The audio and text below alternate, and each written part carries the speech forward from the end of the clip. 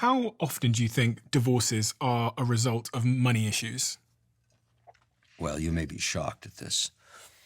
I wrote a book about this, and I decided Men, Women, and Money a long time ago, 10 years plus, right? There it is.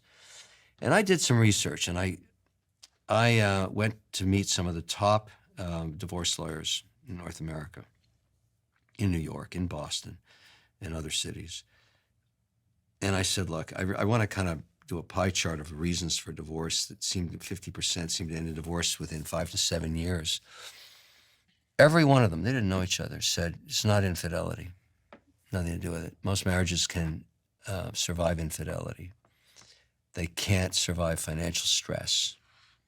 And so what happens invariably is you fall in love, but you didn't do any due diligence on that person's spending habits or their financial history, because l'amore is so wonderful in the early days.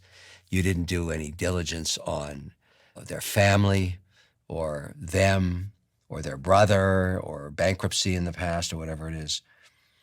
And then you get married and, the euphoria starts to wear off and you notice that the other is outspending you, just buying a lot of stuff beyond your means. And that starts the first friction.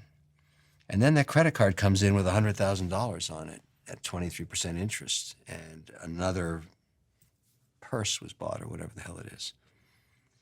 And you're starting to sink because you may have married somebody who can't stop spending. This is just a typical. There are people that have no discipline. They just can't. They got to have the boat. They got to have this. They got to have that. And they pressure their other to say, look, I want to keep up with the Joneses next door, even though they may only each have a salary of $100,000 each. Can't do it. And they have kids and they're trying to put them through college.